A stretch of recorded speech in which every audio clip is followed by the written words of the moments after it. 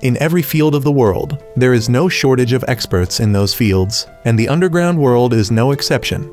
This is the story of an eccentric man from the underworld. At the beginning of the film, we see two individuals seemingly running away from someone. One of them barely sticks his head out before immediately taking a bullet, while the other manages to call the elevator and escape just in time. He only catches a glimpse of the pursuer before the elevator doors close. This fleeing man knows that the one chasing him is the infamous assassin, Fable. At this moment, Fable has climbed down from the outside of the building, while the man being pursued realizes that he never should have gotten involved in human trafficking. Now, his boss has been assassinated right in front of his subordinates. The others have quickly been eliminated, and he himself is being hunted by death itself. When he reaches the first floor, Fable is already there waiting for him and shoots him in the neck. He desperately orders his comrades to take down Fable, but the assassin effortlessly dodges and shoots one of them.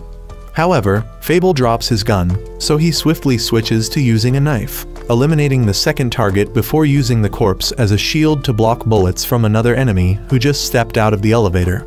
He then quickly guns him down as well. Fable muses that the name Fable was something people like them had given him, but in reality, he is simply a professional assassin. Fable then leaves and meets up with his female partner.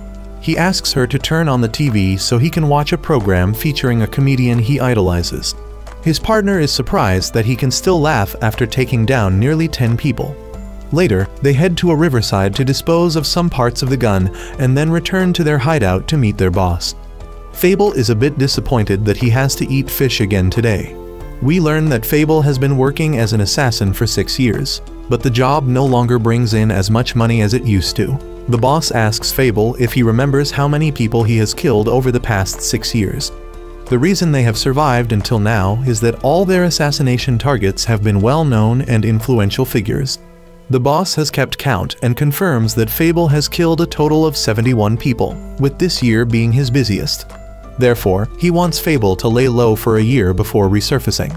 He hands over the money Fable has earned and instructs him and his partner to live a fake life for the time being.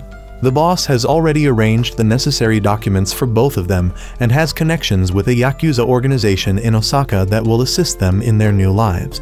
When Fable questions why they must move far away, the boss explains that adapting to different environments is essential to becoming a true professional.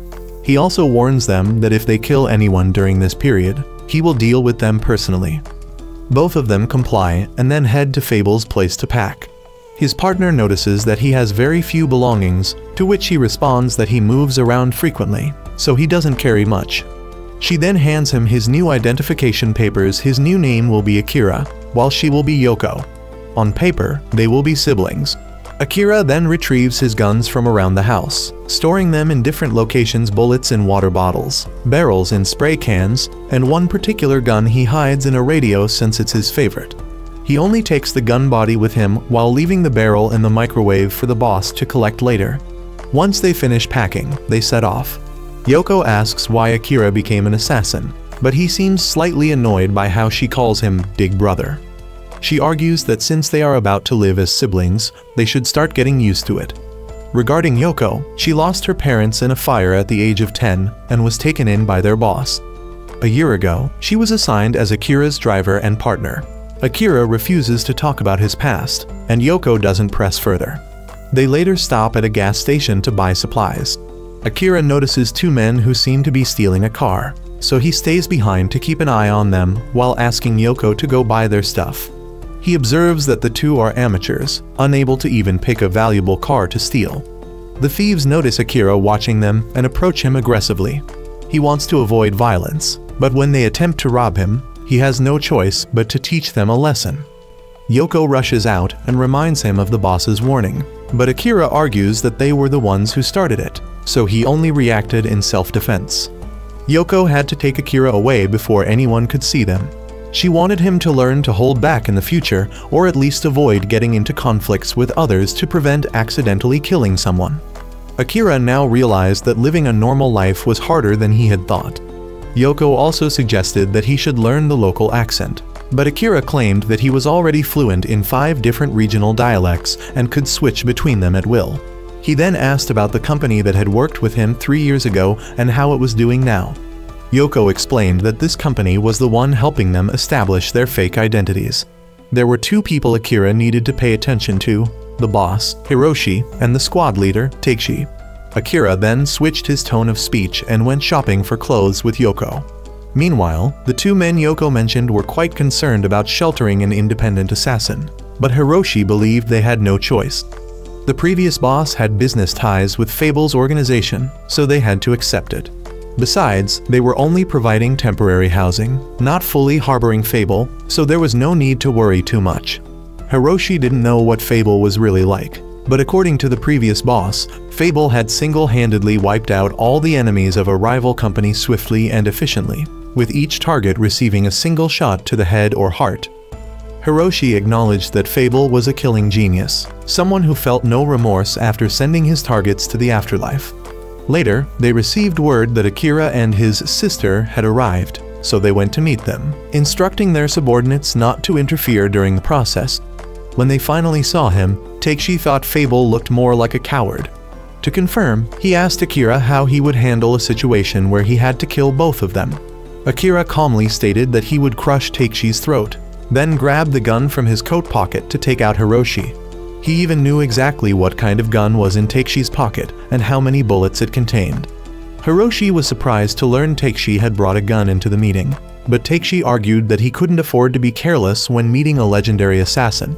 They then asked how Akira planned to escape when there were many subordinates outside.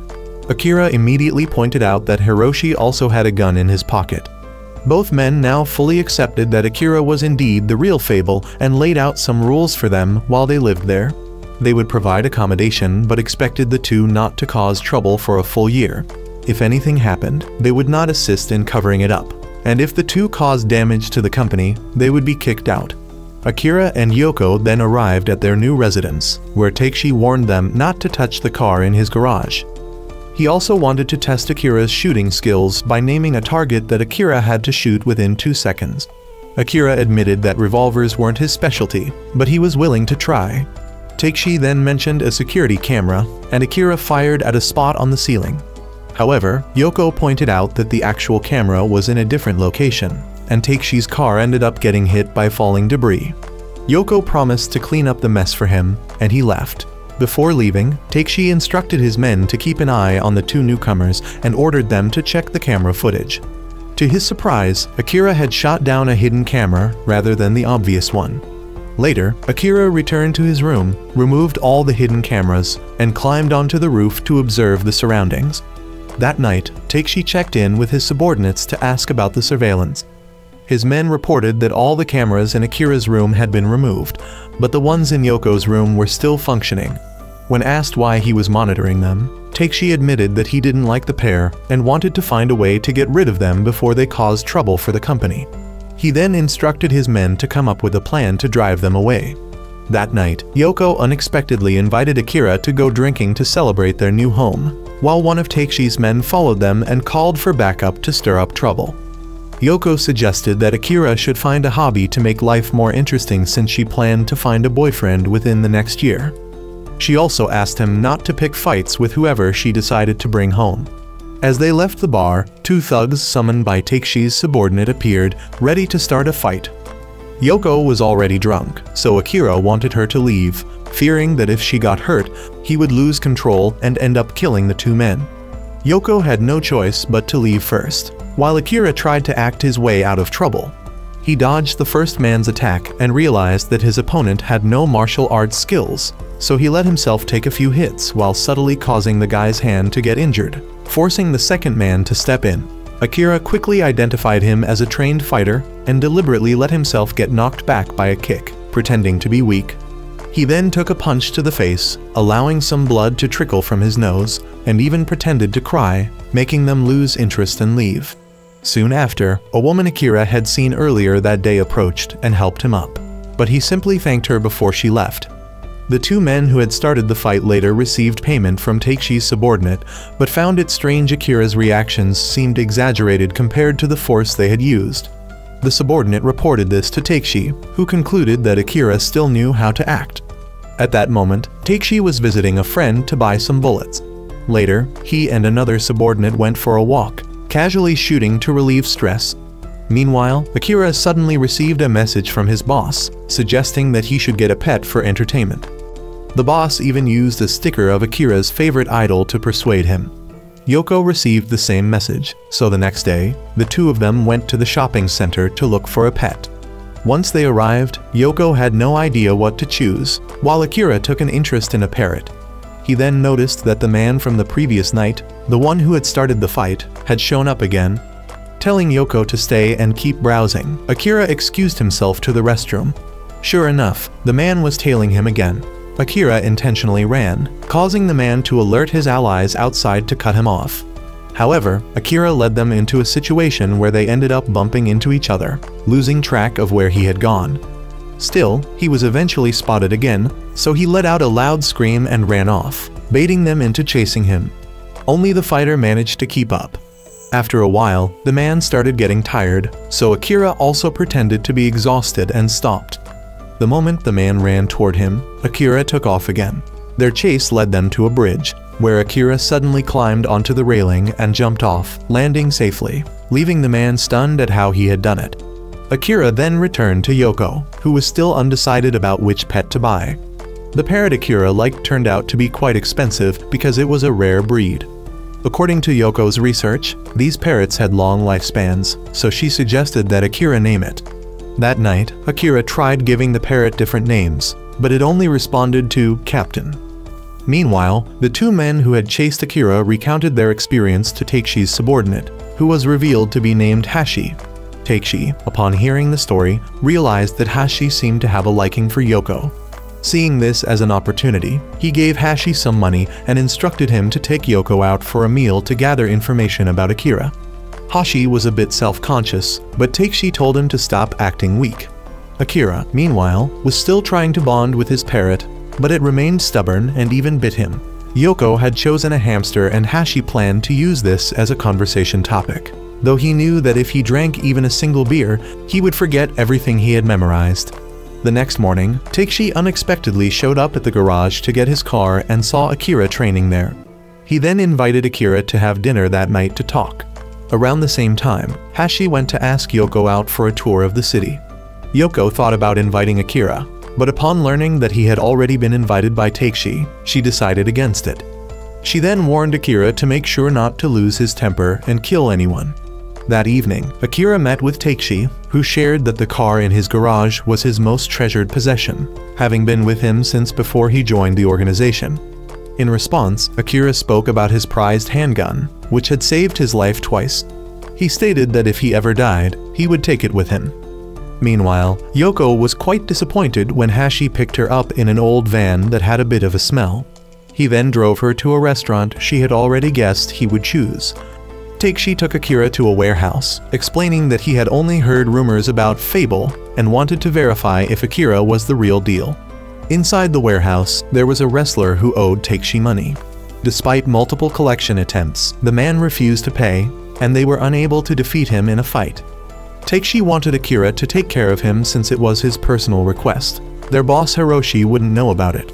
Meanwhile, Yoko was having barbecue with Hashi, contemplating eating more but also worrying whether Hashi could afford it.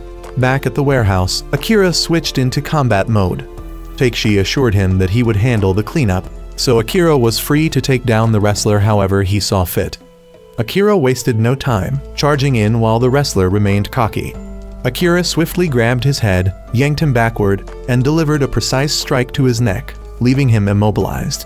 However, at that moment, Takeshi stepped forward with a gun and ordered Akira to finish the job. Akira refused, stating that he had only agreed to subdue the man. Whether he lived or died was Takeshi's decision. Takeshi, however, still regarded Akira as a serial killer, which slightly offended him, as he considered himself a professional assassin, not some lunatic who killed for fun. Takeshi's men, watching from behind, urged Akira not to do anything reckless. But Akira had already noticed that the gun wasn't loaded, so he quickly seized it and aimed it at Takeshi. He knew that Takeshi wouldn't be able to hit him from that range. However, Takeshi calmly stepped forward, challenging Akira to shoot. If he did, it would confirm that he was a true killer. The two faced off, and Akira pointed out that if he were truly a murderer, Takeshi would already be dead and he would be home by now. but he had vowed to live for the next year without killing anyone, so he set the gun and his mask aside. Takeshi then asked what life meant to him. Akira admitted that he hadn't found any meaning yet, if anything. Perhaps it was the parrot he had just bought. Takeshi wasn't satisfied with that answer, saying that, to him, life was the most meaningful thing. He wouldn't let just anyone take it away from him. Takeshi then shot the wrestler dead, revealing that while the man hadn't killed anyone, he had ruined the lives of many. Takeshi had warned him when he first borrowed money, but he didn't listen. This was the consequence. Takeshi then called in his men, introducing one of them as Kuro. He instructed Kuro to keep everything that happened a secret. He then took Akira out for dinner, leaving Kuro to clean up the body. Meanwhile, Hashi had taken Yoko to a bar for another round of drinking. He was convinced that he had won her over, but despite drinking heavily, Yoko remained far more sober than Hashi. However, she found him somewhat cute when he was drunk. At dinner, Takeshi asked Akira if he had been the one to tamper with the surveillance cameras in the room. Akira clarified that he hadn't destroyed them, he had only relocated them, and he could return them if needed. But what really interested Takeshi was why Akira hadn't touched the ones in Yoko's room. Akira explained that, due to the nature of his work, he might face certain situations in the future, so if they kept an eye on Yoko, it gave him some peace of mind. Akira then asked why Takeshi had risked putting himself in danger to test him so soon. Takeshi revealed that his older brother would be getting out of prison soon, and he would be busy helping him reintegrate into society. Meanwhile, Yoko was tending to Hashi, who was throwing up in the restroom. When she returned to the bar, she realized that, somehow, she had started to develop feelings for Hashi. Maybe working with someone as rigid as Akira for too long had lowered her standards. She then waited to see what state Hashi would be in when he came out. He was so drunk that he could barely stand and ended up collapsing on the floor.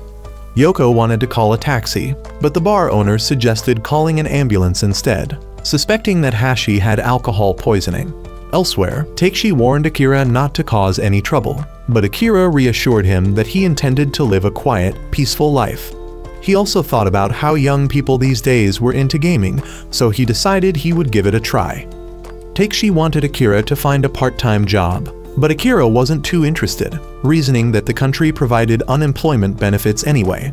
However, Takeshi remarked that if his own son turned out to be a useless bum, he'd beat him up and kick him out of the house. As they parted ways, Akira reconsidered and thought maybe he really should find a job. Meanwhile, Yoko had taken Hashi home and was messing around with him. She placed a chair on top of him and tried to tempt him into coming closer, even showing off her lingerie to motivate him. At the same time, Akira spotted the girl who had helped him before. Takeshi identified her as Misaki, who was juggling 5 different jobs to pay off her family's debts while saving up to open her own store. He advised Akira to steer clear of her. He also reiterated that Akira should get a job instead of just hiding away. Hashi had fallen asleep in the kitchen. Yoko returned to her room, and Akira spent the night near his parrot, contemplating what kind of work he should do. The next day, Takeshi received an unexpected call from Kuro, informing him that boss Hiroshi wanted to see him. Hashi was still missing in action. Hiroshi had learned about Takeshi's stunt of testing Akira and even pulling a gun on him. He called it a foolish move since they had been instructed to treat Akira as a guest. Hiroshi also suspected that Akira might not be the only fable that their business partners had. Regardless, he let the matter slide and told Takeshi to focus on the upcoming mission. By then, Hashi had sobered up and gone home, though he had no memory of why his face was bruised. When he reported back to Takeshi, he was reassigned. He was no longer required to monitor Akira and his sister, and instead, he was to assist Kuro with other tasks. Takeshi didn't blame Kuro for leaking information to Hiroshi, as it would have been impossible to hide anyway. Elsewhere, Akira watched a movie featuring his favorite actor, while Hashi told Kuro about Akira's ability to jump from great heights unscathed. Kuro was in awe, thinking Akira was a true assassin, whereas Hashi figured he might just be some kind of extreme athlete.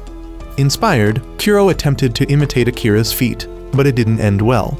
Takeshi was cooking when he received the report about Kuro's injury and went to the hospital to pick him up. On the way home, Takeshi realized Kuro was trying to become an assassin. He told him that this profession was for crazy people. It was better to hire assassins than to become one. Meanwhile, Yoko had gathered several job application forms for Akira to fill out. He started his job hunt at a clothing store. The owner appreciated his honesty, but found it amusing that Akira was born on April Fool's Day. Next, he tried applying at a delivery company, but they also laughed at his birth date and ultimately rejected him as they already had enough workers. Unexpectedly, he ran into Misaki again. She recognized him and, seeing that he was job hunting, offered to help. She took him to her workplace and presented his resume to her company's president. Not only did they chuckle at his birth date, but they also found it amusing that he listed his favorite actor as a hobby. Despite that, they called Akira in and explained the job. The company specialized in designing business cards and flyers, and they needed someone to handle deliveries. Akira could take on the job, and if additional tasks arose that he could manage, they'd consider giving him a raise. Since deliveries were infrequent due to the rise of digital alternatives, the pay wasn't high, but Akira accepted the job anyway, much to the president's delight. Meanwhile, Kuro and Hashi were preparing a shipment of drugs disguised as adult film distribution. Kuro still wanted to become an assassin and asked Hashi what he thought about the profession. Hashi didn't take it too seriously, but Kuro was determined to leave his mark on the world. That night, Akira informed Takeshi that he had found a job, and it was with Misaki. Takeshi believed that Akira was causing trouble for Misaki and offered to help him find a job instead. He asked what Akira thought about working on a fishing boat for a year, but Akira immediately refused. Later, Akira told Yoko about the conversation, and she asked what Misaki was like and whether she was cute, suspecting that Akira might fall for her. However, Akira had no understanding of romantic feelings. He also asked if Yoko had named the pet mouse yet, but she still hadn't decided on a name. Akira then thought about learning what workplace romance was like, seemingly by watching a romance film featuring his favorite actor. The next morning, Akira arrived at work early. Meanwhile, Takeshi went to pick up his recently released comrade from prison. Akira was shown the vehicle he would be using for deliveries. His boss jokingly called it a Porsche, but when Akira saw it, it was actually just a bicycle. According to the company president, a bicycle was convenient since it didn't require fuel or parking fees. At the same time, Takeshi treated his comrade to a meal and explained the current changes in the gang. The organization had transformed into a company in name, requiring them to pay salaries to keep members working seriously. Gangs were no longer as large as before, typically consisting of only 20 to 30 people. On their way back, Takeshi and his comrade saw Akira making a delivery. The newly released man, Kojima, seemed to take an interest in Akira. Akira returned to the office, and everyone was impressed by how quickly he completed his delivery.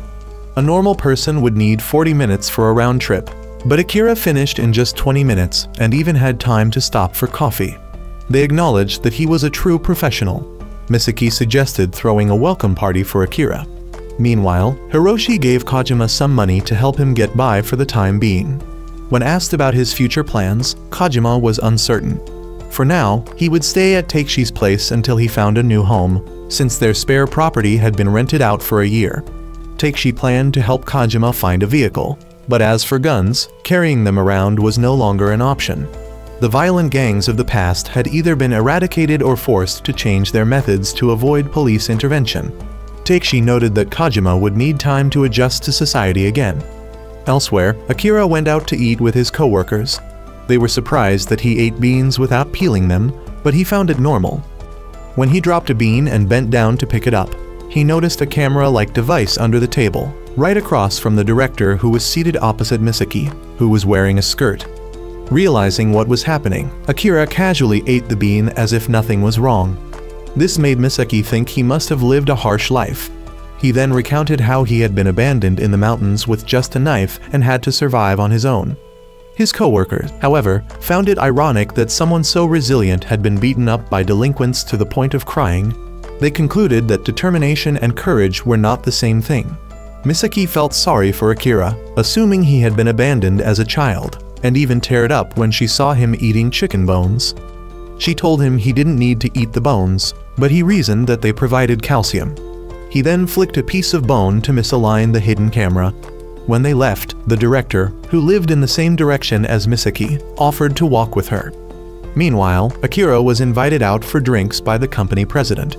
On their way, the director noticed Misaki's house keys inside her backpack and took it from her under the pretense of carrying it for her to conserve her energy. Misaki remained unaware that her keys had been stolen. Akira and the company president then went to another bar for drinks. There, they encountered someone who had brought Kiro along. Both of them were regulars at the establishment, and the owner only asked them to keep quiet. The moment Kiro sat down and took out a cigarette, he noticed Akira was there, so he immediately abandoned the idea of smoking. Kiro wanted to be Akira's disciple but didn't dare to approach him directly, so he resorted to boasting about his talents to his underlings, though they didn't understand a word of it, nor did Akira and the company president, who were seated nearby. The president suggested that Akira learn some martial arts for self-defense, but Akira stated that he wasn't fond of violence. Meanwhile, the president found the two gangsters behind them annoying, prompting one of Kiro's underlings to start trouble. However, Kiro ordered them to stay put and not cause a scene. At the same time, the director snuck into Misaki's apartment and began rummaging through her belongings. He went through her underwear drawer and engaged in perverse acts with her clothes before inspecting her personal items. He then discovered that she had once worked as a bikini model and proceeded to take numerous photos for himself. Meanwhile, Akira and the president were about to leave, and Kiro offered to cover their bill as an apology for the earlier commotion. When Akira got home, he reflected on whether eating bean shells was actually normal. He realized that his unusual habits stemmed from the fact that he had once truly struggled to survive in the wilderness with nothing but a knife. Later, Misaki called Akira for help. Having lost her keys, Akira assessed the situation and saw that he could easily pick the lock, but decided to feign ignorance and decline. He asked if she had anywhere else to stay, but since it was late, her friends were likely asleep. Akira then invited her to stay at his place for the night. Remembering that Akira had a younger sister, Misaki agreed. Meanwhile, the director was shocked to discover that the company that had photographed Misaki's modeling work was actually an adult film studio. At Akira's home, he let Misaki stay in Yoko's room. Unfortunately for Misaki, Yoko was drunk and prone to acting oddly. Once Yoko fell asleep, Akira silently expressed his appreciation for how she had tolerated Yoko up until now. Elsewhere, Hashi visited Takeshi's house and encountered Kojima. Kojima immediately displayed his tough guy persona, but quickly apologized when he realized Hashi was also a company underling, allowing him inside. Hashi had come only to return Takeshi's keys, but Kojima invited him for a drink. Thinking tea was too soft, Hashi chose beer instead. Kojima instructed Hashi to show proper respect to his superiors and to inform the other underlings to do the same whenever they met him. The two then wondered why Takeshi was taking so long in the bath. Upon checking, they found him unconscious. They rushed him to the hospital, where Kojima revealed that Takeshi had suffered a heart attack. He asked Hashi if Takeshi had been under any particular stress lately. Hashi mentioned that ever since Akira and his sister moved in, Takeshi had seemed troubled. Kojima then reported Takeshi's condition to Hiroshi and also requested to borrow Hashi for a while. Hiroshi agreed, as long as Kojima didn't bully him too much. Hashi then led Kojima to Akira's home. Upon arrival, Kojima told Hashi to wait outside and went inside to take a look around. He blamed Akira for Takeshi's recent exhaustion, noting that Takeshi didn't even like Akira or his sister. Yet, the two siblings had been living comfortably under Hiroshi's protection without paying rent, which Kojima found unacceptable. He pulled out a knife and demanded that Akira pay 100,000 yen per month to continue staying there. Akira agreed without resistance, and Kojima left. Meanwhile, Misaki finally found her keys under her desk. Akira later advised her to change her locks if she felt uneasy. The next day, the company president asked Akira if he had gotten into trouble with the gangsters from the previous night. He admitted that he had confronted them directly and, realizing that he might have caused issues while drunk, apologized to Akira if he had dragged him into anything. Meanwhile, Kojima met with an old business associate to buy a gun. Takeshi had previously come here to purchase ammunition. However, the seller claimed they only sold pets now. Kojima, unconvinced, caught the scent of gunpowder on him and offered to pay above market price, successfully acquiring a revolver. Yoko woke up and found the note Misaki had left behind. She went to get a drink and planned to invite Hashi out for the evening, but he was busy and had to decline. Just then, Hashi witnessed a man falling from a great height, and Kojima ordered him to put the man in the car. Kojima took him back to his place and told Hashi that this man had once invited him to engage in human trafficking. The man had borrowed 3 million yen from Kojima, but after Kojima was arrested, he ran off without repaying the debt. Now, Kojima had come to collect. He wanted the full 3 million back and pulled out his gun, asking how much the man could pay upfront since the interest over 15 years had doubled the amount to 6 million. Seeing that the man wanted to speak, Kojima removed the gag but warned that if he screamed, a bullet would go straight into his face. Meanwhile, Akira was surprised to see Kuro at his house. Kuro then formally asked Akira to take him as a disciple. Back at Kojima's place, the captured man promised to repay the debt within a month. However, Kojima ordered Hashi to go to the man's house and confiscate all his assets and documents. Immediately after, Kojima shot him dead upon realizing that he had enough money at home to repay the debt. Meanwhile, Kuro explained his reasons for wanting to learn from Akira, but Akira stated that in the underworld, one must never leave behind traces or a name that was the mark of a true professional. Hashi was utterly shaken by witnessing a murder, but Kojima told him to stay calm. Kojima then explained that killing people gave him the same satisfaction as sex. He ordered Hashi to dispose of the body and to keep the man's hand intact to unlock his safe. Meanwhile, the director had thoroughly dug into Misaki's past and planned to use this information to blackmail her, just like in certain adult films. As Akira was grilling fish at home, Yoko invited him out, but he just wanted to stay in and watch movies starring his favorite actress like a normal person. Meanwhile, Hashi and Kojima dumped the corpse into the river, carefully ensuring that it wouldn't float back up. While Akira was watching movies at home, Yoko went to a bar and met a young man who was immediately drawn to her. The man quickly went to freshen up before returning to offer Yoko a drink. She had barely started flirting, yet he had already taken the bait.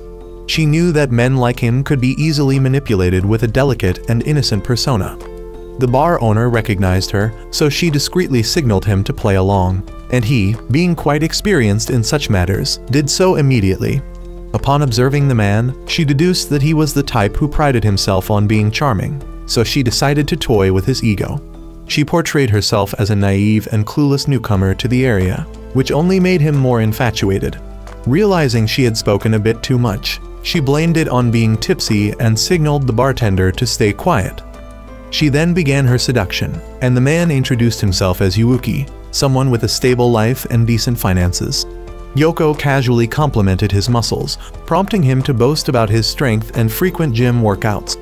However, Yoko found muscles unimpressive, thinking that learning martial arts would be far more useful. Since she had successfully lured him in, she decided to leave. Yuuki gave her his business card, hoping to see her again. As he remained enamored, the bartender looked at him with nothing but pity. Yoko decided she would toy with Yuuki for 3 months since she had free time anyway. Meanwhile, Hashi was at the crime scene cleaning up bloodstains while haunted by nightmares about Kojima. Akira later asked Yoko if she knew of any stores that sold knives, as he planned to use his days off to train in the mountains. She also informed him that Takeshi had recently been hospitalized. At the hospital, Takeshi met with Kojima, who revealed his plan to start a brothel. However, Takeshi warned that such a business would interfere with other gangs' operations and told Kojima to wait until he was discharged in a month before making any moves. Kojima later met with Kuro, as the two had known each other in the past. Kojima wanted Kuro to find him some attractive women for his brothel business, but Kuro warned that this would infringe upon the territory of a senior member in the company who was also running a similar operation.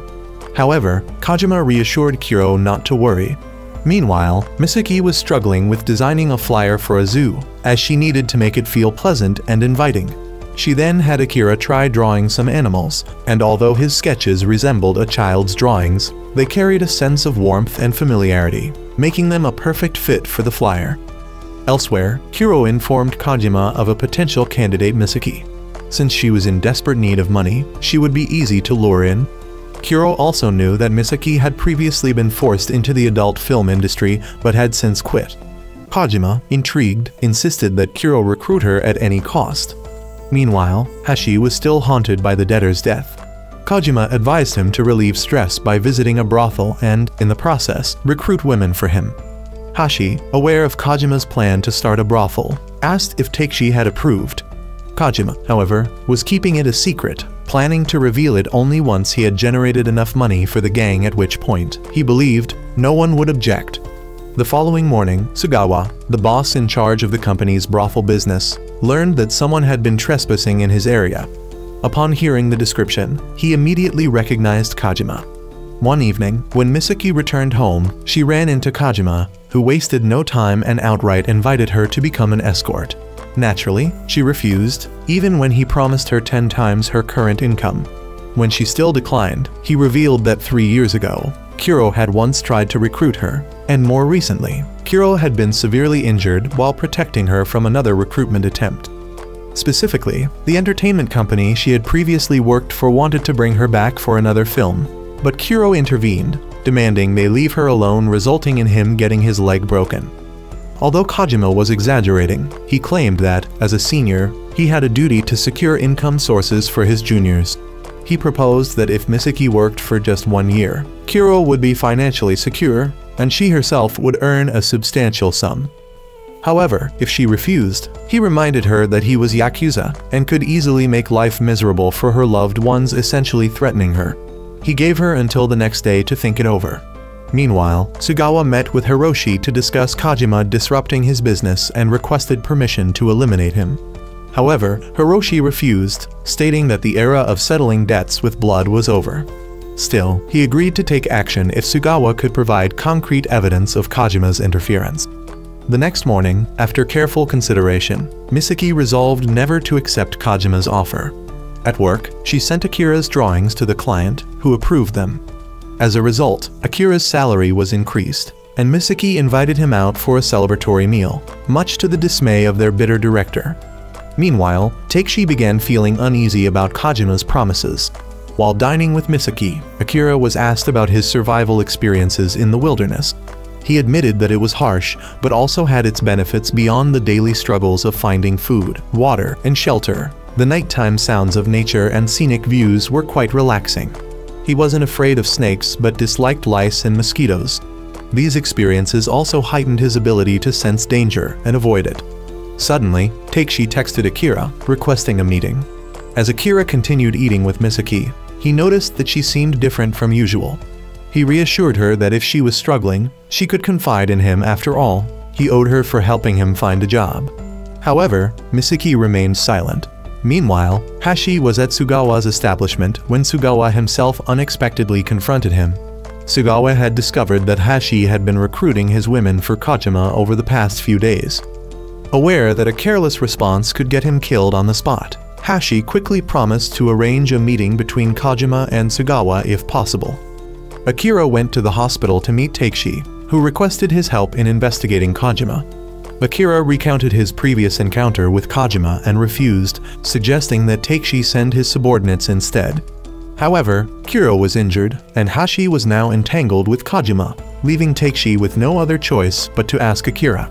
Takeshi only needed him to investigate a warehouse and hinted that Akira would benefit greatly if Takeshi owed him a favor. Reluctantly, Akira agreed. Meanwhile, Misaki unexpectedly received news that her boss was injured, allowing her to take the day off. Akira then infiltrated Takeshi's warehouse and discovered various things.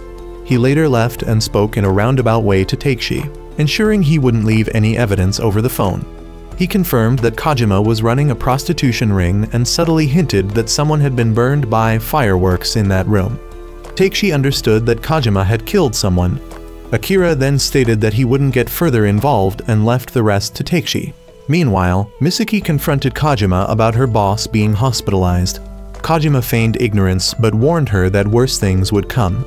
Unexpectedly, Takeshi sneaked out of the hospital to find Akira, asking him to investigate further and offering a car as payment. Takeshi knew Akira had no need for cars or money, but this was his way of showing sincerity. He couldn't allow Sugawa and Kajima to start a bloodbath, nor could he report to Hiroshi, as that would mean certain death for Kajima. Meanwhile, Sugawa sought out an assassin to eliminate Kajima. He met with the hitman and requested 2 targets, the first being Kajima, while the second remained a secret.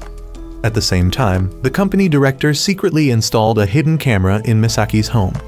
Meanwhile, Misaki visited Yoko and Akira. Upon hearing that Yoko was around, paid little attention as he was busy fixing the car. During a test drive, he realized that while the car wasn't particularly fast, it was easy to see why Takeshi was so fond of it. Misaki asked Yoko about her past jobs, to which Yoko replied that her work hadn't been particularly clean, though she didn't care much about it. This led Misaki to some slight misunderstandings about Yoko's words. Meanwhile, the president of Akira and Misaki's workplace was suddenly attacked on his way home by two thugs hired by Kojima. Akira then sneaked into Takeshi's home to check if his gun was still there. If it was, he would keep it for safekeeping. He also requested to reinstall the 6 hidden cameras he had previously removed to monitor Kojima. Just then, Kojima returned, forcing Akira to slip away. Kojima noticed signs of an intruder and began searching the area. Meanwhile, the company director, watching Misaki through the hidden cameras, realized that someone was threatening her. Shortly after, he received a call from the hospital. Kojima was then summoned by Sugawa. During their conversation, Kojima mentioned forcing Misaki into the trade, and Akira unintentionally overheard. The next morning, when Akira and Misaki arrived at work, the director informed them that the president had been hospitalized, likely due to an attack by thugs. While the injuries weren't severe, the director suspected a connection to Misaki, as her boss at another workplace had also been targeted. Misaki apologized and left, while Akira quickly pressured the director to spill everything. He was fully aware that the director had been secretly recording Misaki, but had no intention of exposing him. Instead, he wanted the footage to find a way to help her. However, the director revealed that the case involved the Yakuza. Meanwhile, the assassin hired by Sugawa discussed with his associates about the legendary hitman Fable. Given how much money this small gang was making, they speculated that a high-caliber assassin like Fable must be supporting them. If they encountered Fable during this job, the hitman wanted to challenge him to a duel. That evening, Akira went out shopping for supplies. Later that night, Misaki met with Kojima, who presented her with 2 contracts. If she worked only as an escort, she would be bound for a year, but if she also managed the gambling den, she would only need to work for 3 months. Akira showed Yoko that he was crafting a gun barrel and modifying some dummy rounds. He also had a request for her. Meanwhile, Kojima presented the contracts to Misaki, and she chose the 3-month option. Kojima asked when she planned to start working, and then drove her home, instructing her to prepare thoroughly for his arrival the next day. Hashi later met with Yoko, who gifted him a watch and invited him out the next day. A few sweet words were enough for Hashi to fall into Yoko's trap and accept the watch, though he had to decline the outing due to prior commitments. Yoko then asked Akira why he wanted to plant a tracker on Hashi instead of just tailing him. Akira explained that Kojima was too sharp for traditional surveillance. This time, he only intended to carry out a rescue mission and wanted to keep Misaki from discovering his true identity. He then finished modifying the dummy rounds, which lacked gunpowder, preventing recoil while also reducing power and lethality. However, for someone like him, they were just enough to handle the situation. Yoko questioned why he was helping Misaki, asking if he had fallen for her, but Akira said he didn't understand such emotions. He simply felt indebted to Yoko, and seeing Misaki happy made him feel better. Yoko agreed to help him this time since she was also friends with Misaki. Meanwhile, Hashi returned to Kojima, and they planned to meet Sugawa the next night to negotiate and sell Misaki to him. If Sugawa refused Misaki's 3-month contract, conflict was inevitable. Kojima also intended to push Misaki to her absolute limit. He then tossed Hashi a toy gun, telling him to use it for intimidation depending on how it was handled. Others might perceive it as real or fake. Around this time, Akira received a call from Misaki, asking him to inform the director of her resignation. Akira reminded Misaki of the times he owed her from when she gave him a towel, helped him find work, and even secured him a raise. In response, Misaki asked him to draw a picture of her. Akira promised to do so and deliver it the next day. She mentioned that she might not be able to pick it up until the day after, but Akira assured her she would receive it tomorrow. The following morning, Akira visited the company and informed the president of Misaki's resignation. The director, however, questioned him about Misaki's situation. Meanwhile, Sugawa met with the hitman to finalize their plan. The hitman handed Sugawa a pen that emitted a mosquito-like sound, a frequency only those under 25 could hear. When Sugawa activated it, the hitman would eliminate Kojima, while his accomplices subdued Kojima's men. Elsewhere, Misaki called her mother to inform her that she would try to pay off her father's debt by next year. Kojima then called, instructing her to dress nicely and wait for him. Akira returned home, where Yoko helped him prepare. She would be joining the mission and decided to take a shower, as Hashi had begun moving. Shortly after, Kojima arrived to pick up Misaki, while Akira and Yoko quickly set off as well. At the same time, Takeshi, still in the hospital, was unexpectedly visited by Akira's boss, who came to confront Takeshi for dragging Akira into this mess. As Kojima's group arrived at their meeting with Sugawa, they were searched for weapons. However, Kojima noticed an unfamiliar face among Sugawa's men. Outside, Akira observed the situation, while his boss awaited Takeshi's response. Takeshi had no excuse and was prepared to accept any punishment. Inside, Sugawa took Kojima upstairs for negotiations, while his men were given permission to use Misaki as they pleased. Akira's boss realized that Takeshi had no idea what Akira was about to do. Meanwhile, Sugawa questioned Kojima about a missing subordinate, suspecting that Kojima knew something about it. Misaki, now trapped, was being assaulted by one of Sugawa's men, while a member of Kojima's crew outside began to pity her. The hitman's accomplice believed that he was getting paid for a job he didn't even like, calling it hypocrisy. Meanwhile, Akira snuck into Misaki's location and knocked out Sugawa's underling to rescue her. Hearing that Misaki was in distress, Yoko urged Akira to help her calm down. Akira then noticed 3 more enemies outside. If he were allowed to kill, he could handle them quickly, but since that wasn't an option, he had to find another way. Sugawa, on the other hand, wanted Kojima to reveal his hand, as he already knew Kojima had killed his subordinate. He had been tipped off that a scar-faced man had visited his underling's apartment, so Kojima didn't bother denying it. Sugawa immediately activated the signal, prompting his large enforcer to strike. Akira had already suspected that Sugawa planned to eliminate Kojima from the start. Meanwhile, Akira's boss revealed his plan to make Akira take a year off from being an assassin so his skills would deteriorate.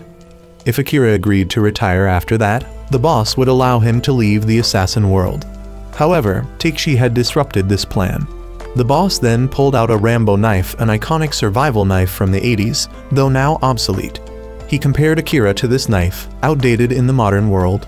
Still, he couldn't discard Akira, so he decided to give Takeshi a warning and left. At that moment, Akira rushed in to protect the masked man, engaging in combat with the large enforcer.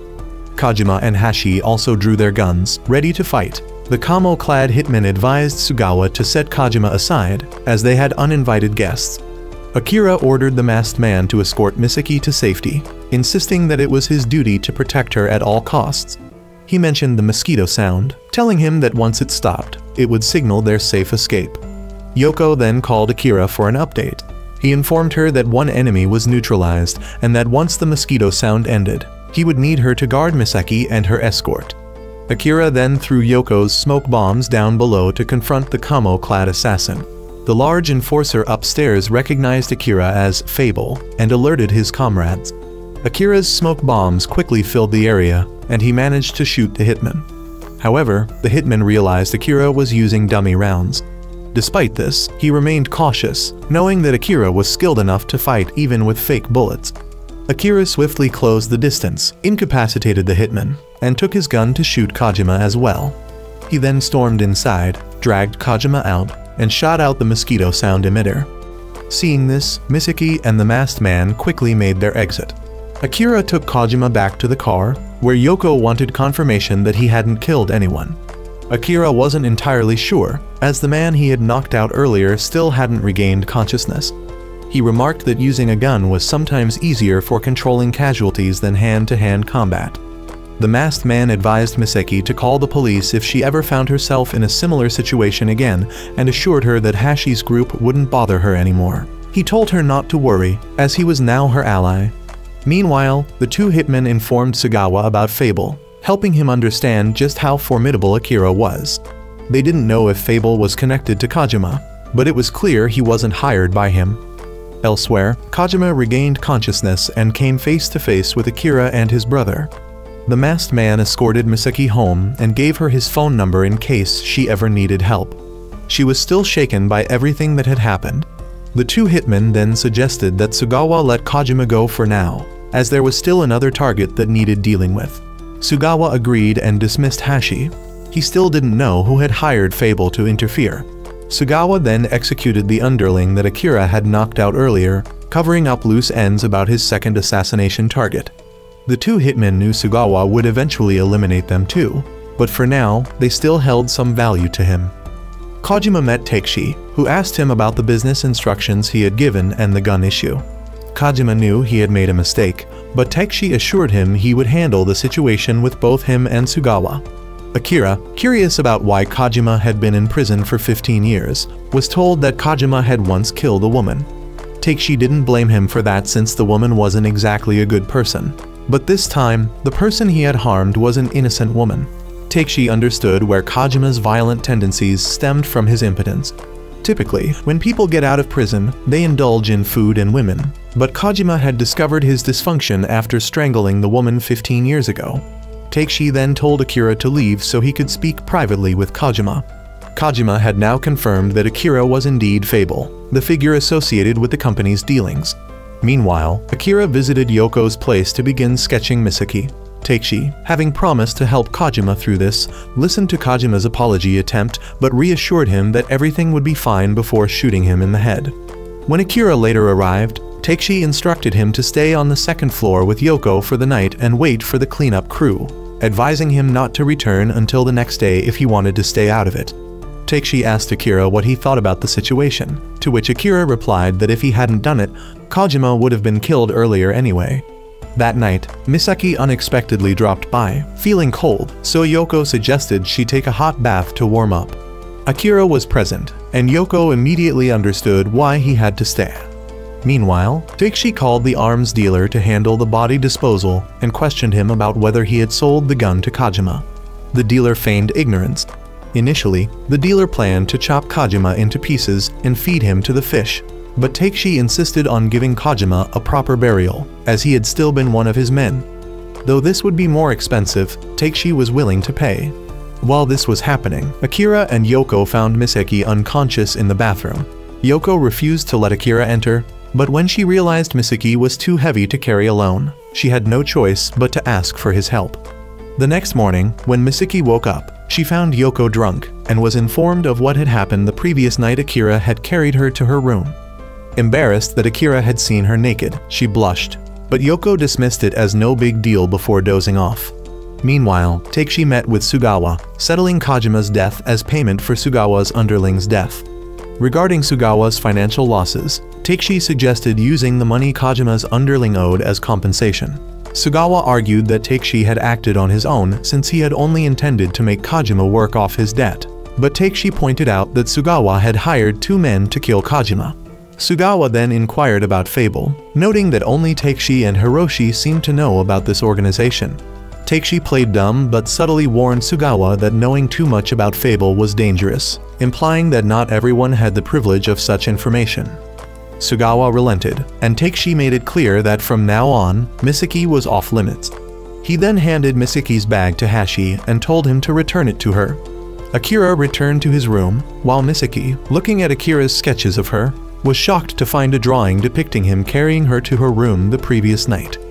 Meanwhile, Takeshi summoned Kuro, instructing him to keep silent about Fable, as Sugawa might start digging.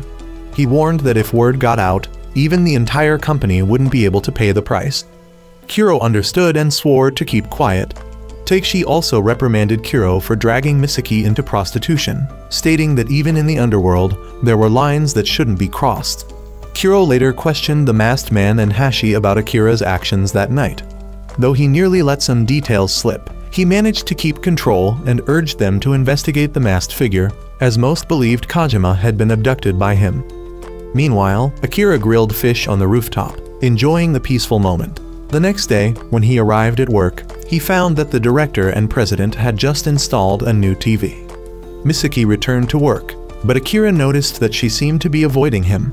He later told Yoko about it, and Yoko didn't think Misaki had realized that Akira was the one who saved her. However, Akira believed that if Misaki truly recognized him, then he was a failure and would have to erase his identity and disappear. Meanwhile, Sugawa met with the arms dealer and brought up Kojima's death. The dealer acted surprised, but Sugawa knew he was pretending. Sugawa's real purpose for coming was to ask about the assassin known as Fable. The dealer continued feigning ignorance, so Sugawa offered money for information and presented a bullet used by Fable the night before. The dealer explained that Fable had been in the assassin world for a long time and was considered a legend, a killer for hire organization best left alone. If Sugawa wanted to learn more, he would have to rise to Takeshi's level. Meanwhile, Akira went to a store to buy a knife, as he was planning to survive in the mountains for a few days. He told the shop owner that he once had a knife just like the one he was holding, but a bear had taken it from him. He had stabbed it in the eye, causing it to flee with his knife still embedded. The shop owner thought he was joking, so Akira played along. At the same time, Kuro visited Yoko and revealed that he knew about Fable. However, he assured her that he wasn't an enemy. He simply wanted Akira to accept him as a disciple. Yoko stated that Akira wasn't interested in taking in students, so Kuro asked if there were any other positions available within the organization. She pointed out that Kuro already had a stable position in Hiroshi's company, so why would he want to throw that away to follow Akira? But Kuro was willing to abandon everything to become Akira's apprentice. Yoko informed him that Akira was heading into the mountains for survival training and suggested he asked to tag along. Kuro thanked her and waited for Akira's return. When Akira arrived, Kuro gave him a CD he had recently noticed in an idol's film. Akira also observed that Kuro had removed his cast. Kuro then brought up Akira's upcoming trip to the mountains and asked to go with him, assuring Akira that he wouldn't be a burden and would operate independently if needed. Akira agreed but strictly warned him not to litter in the mountains. He later told Yoko about his decision, and Yoko said it was fine. Kuro wouldn't be able to keep up with him anyway. Once Kuro realized the overwhelming difference in skill, he would likely give up. Yoko then mentioned that the boss had sent something for Akira and asked if he wanted to eat her cooking. Akira agreed, but seeing that the food was hot, asked Yoko to cool it down for him since his tongue was sensitive. He explained that during his past survival experiences, he had once eaten something poisonous and had been paralyzed for 3 days. Since then, his tongue had become highly sensitive, helping him distinguish between safe and unsafe food. Meanwhile, the director was frustrated about Akira stealing his hidden footage of Misaki. He couldn't figure out how Akira had discovered his spying or how the Yakuza had dealt with Misaki. Later, Misaki unexpectedly visited Yoko's place to return some clothes, but Yoko pulled her inside for a chat. She brought up how Misaki had been distant from Akira and then showed her the drawings he had made, reminding her that he had seen her naked. At the same time, Akira was checking what the boss had sent him when Takeshi suddenly called. Takeshi informed Akira that he had been discharged from the hospital and mentioned that his boss had come to see him.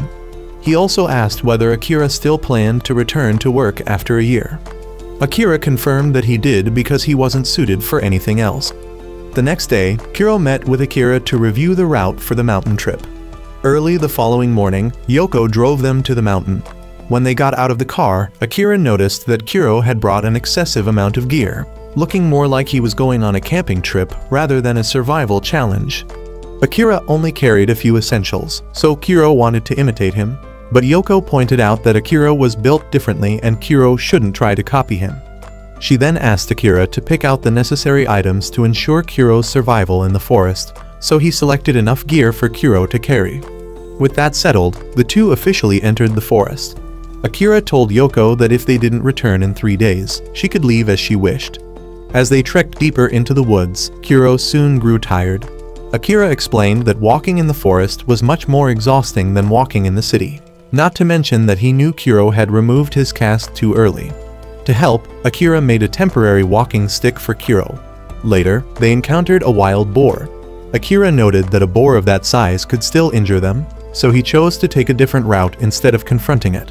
However, as they changed paths, they came across a snake. Akira swiftly grabbed it and slammed it against a tree, securing their dinner.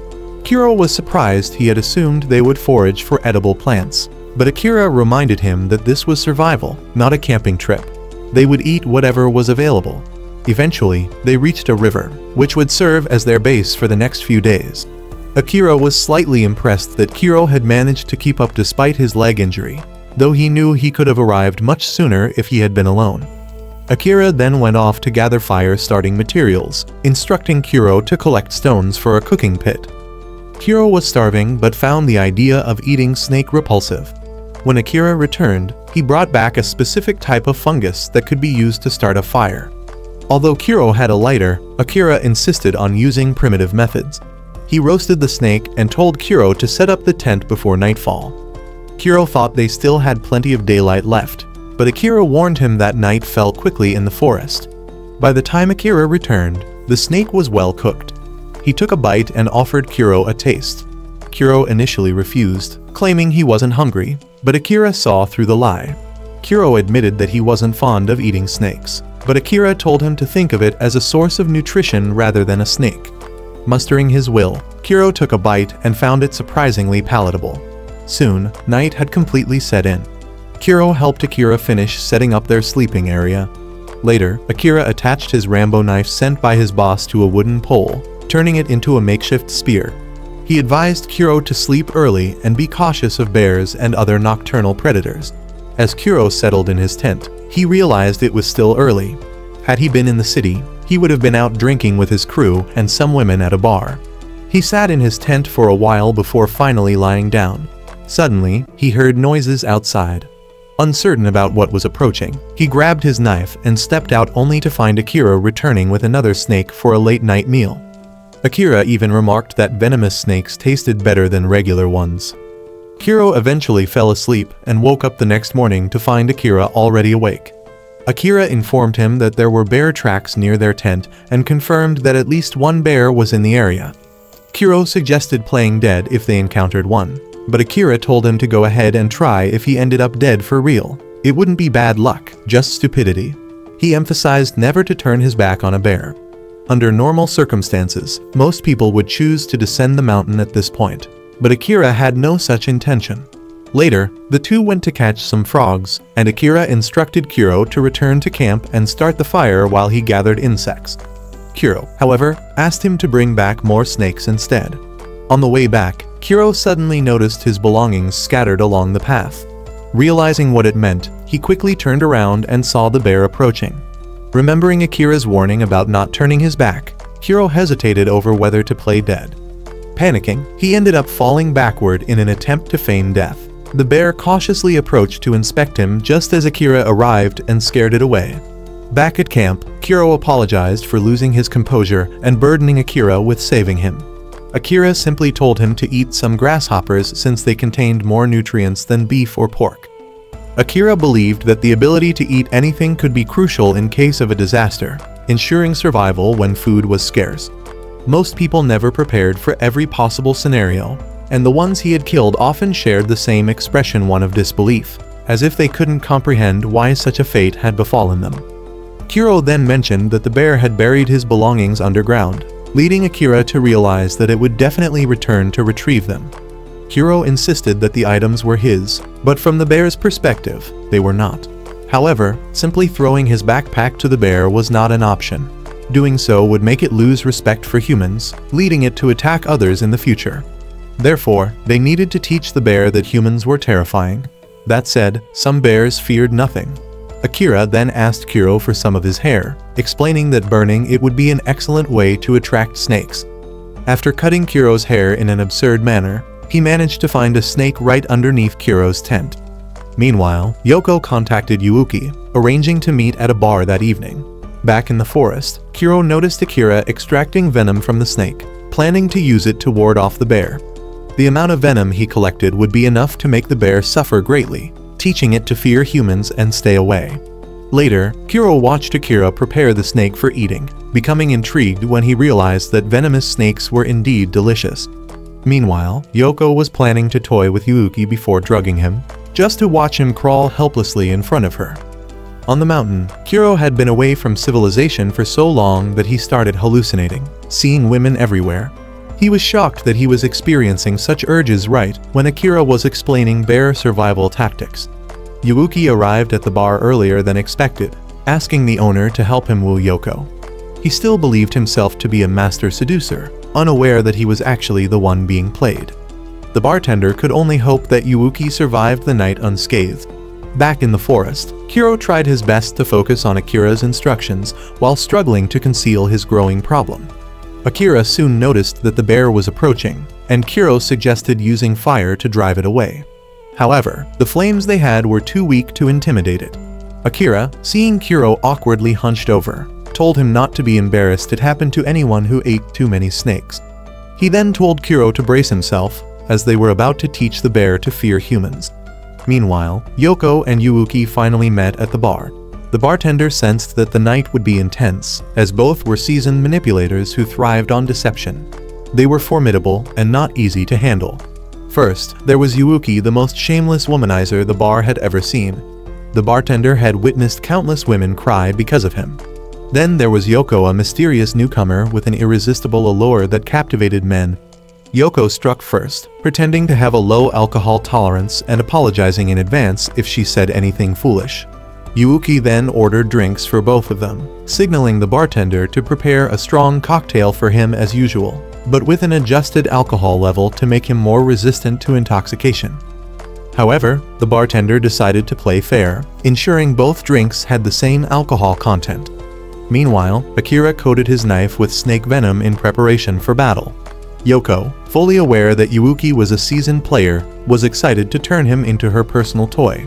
She continued to feign shyness, drawing Yuuki in, completely falling for it. Yuuki was convinced that he would take Yoko to a hotel that night. The bartender watched as both of them continuously tested each other.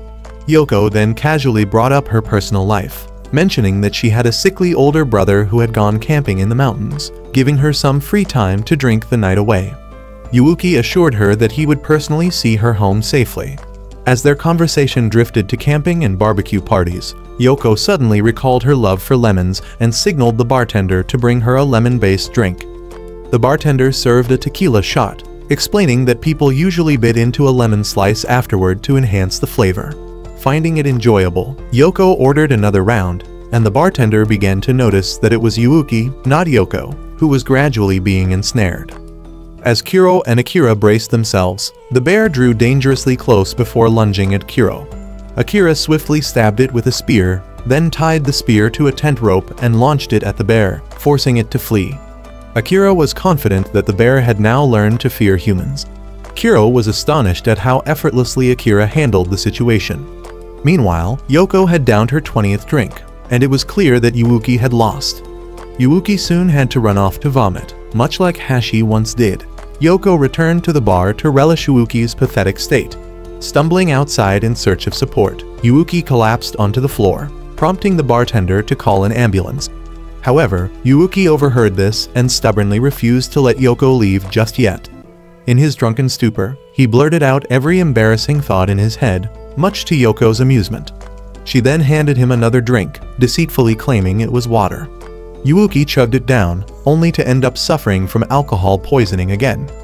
As Yoko left, the bartender was left in disbelief. Never did he think the infamous playboy Yuuki would one day face such a humiliating defeat.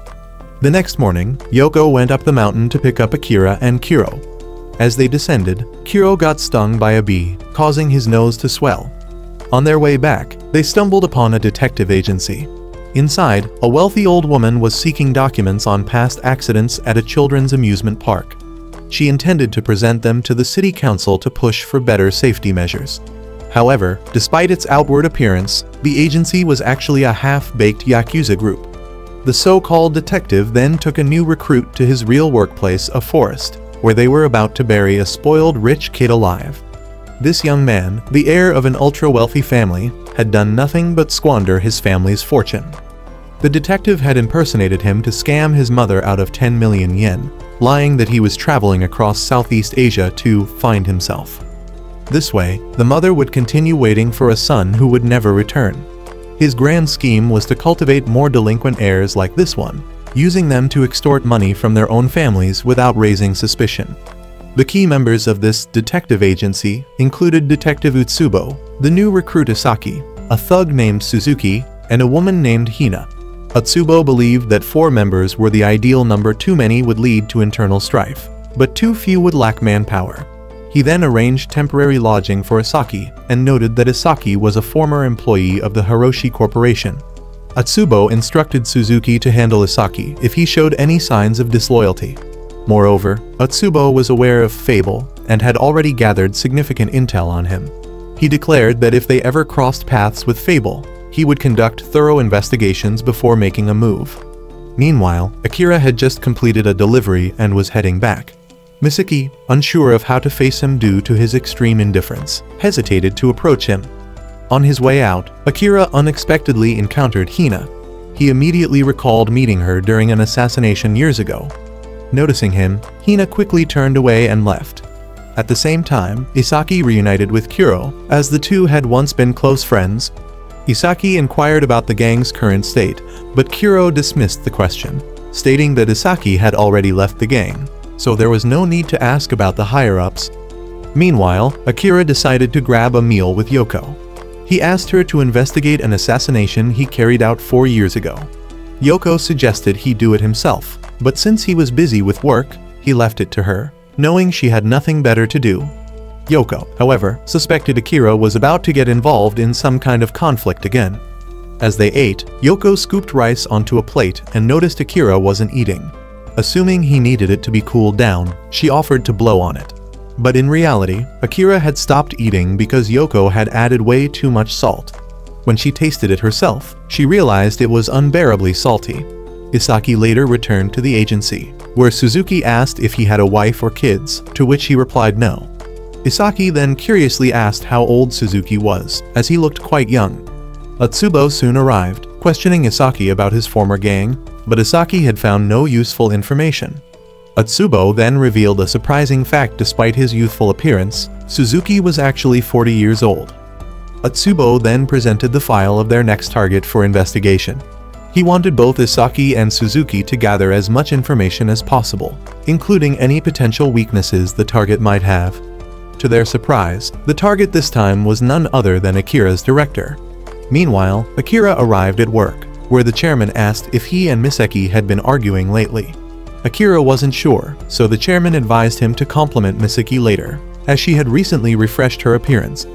When Akira met Misaki again, he merely complimented her outfit, but then likened her to a venomous snake, making her think he had no interest in her.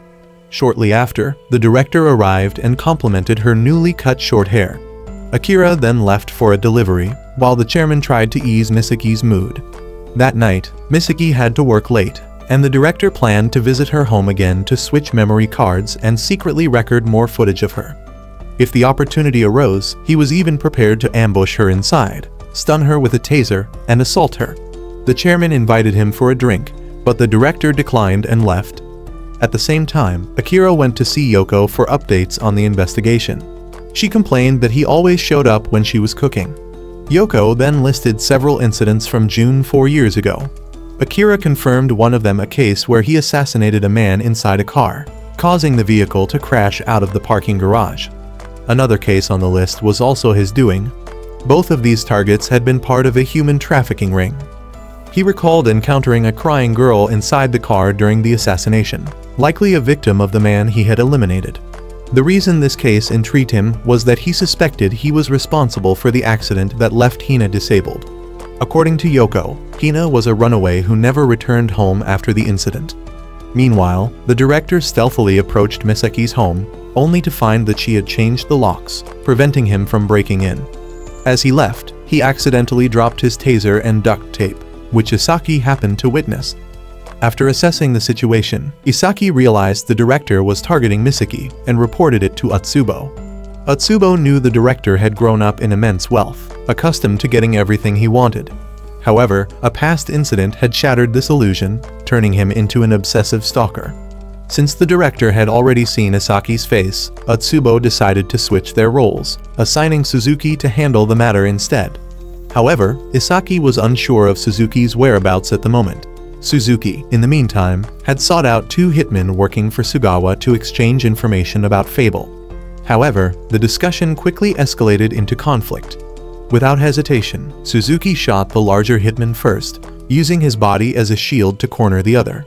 In response, the second hitman shot his own injured partner in the leg, causing him to collapse. As he attempted to evade Suzuki's fire and counterattack, Suzuki landed another shot, swiftly taking him down. After effortlessly dealing with both enemies, Suzuki noticed a surveillance camera, raised his glass in a mock toast, and casually left. Elsewhere, Akira unexpectedly encountered Hina at a playground, still undergoing rehabilitation. He chatted with her for a while and, based on his observation, believed she could walk again soon if she remained diligent in her training. Sugawa later learned that Suzuki had killed his 2 subordinates but remained indifferent, as he had already planned to dispose of them. He also decided to stop investigating Fable any further, not wanting unnecessary trouble. Meanwhile, Akira showed the chairman and Misaki some of his recent drawings. The artwork made them laugh uncontrollably, lightening Misaki's mood, though the director was far from pleased. On his way home, the director fumed over how Akira had managed to make Misaki smile. Confident in his martial arts skills, he decided to confront Akira in a fight to vent his frustration. At the same time, Suzuki noticed Hina returning home in a bad mood. When he asked what was bothering her, she complained about being repeatedly approached at her rehabilitation center.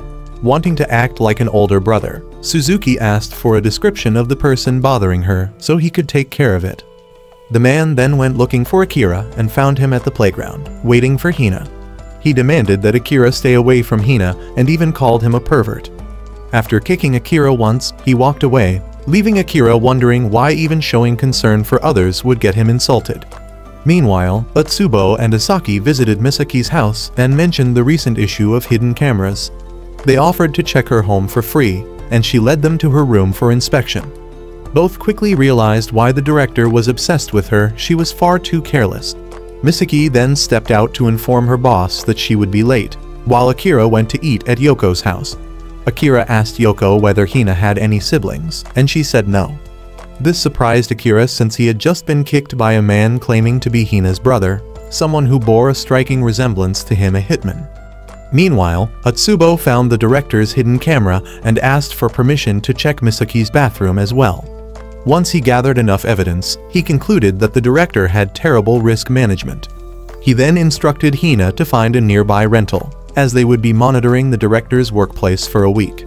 The next day, Utsubo left the house and told Asaki that the Women's Association wanted to install additional safety measures at the playground.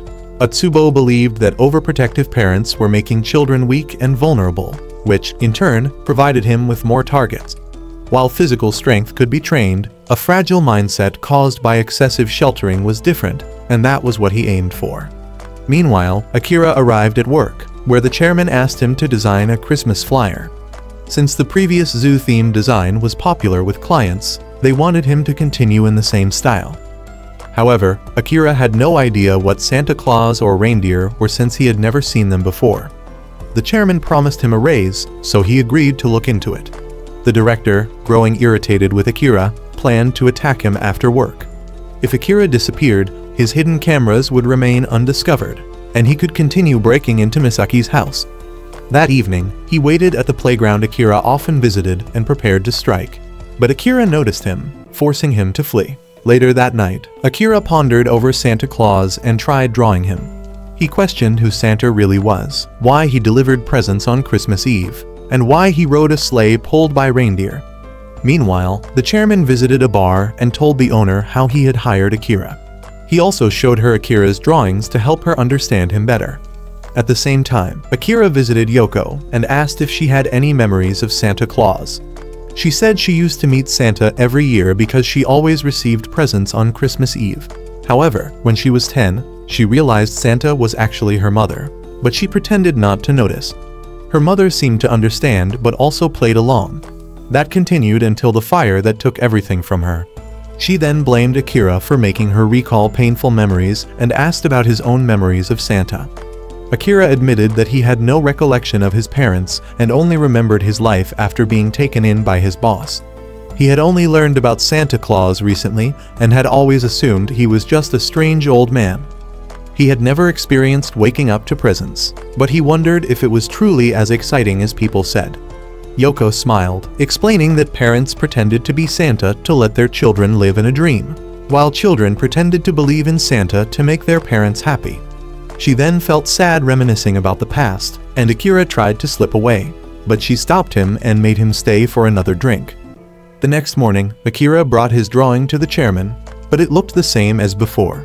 The chairman encouraged him to relax and draw with a more joyful mindset.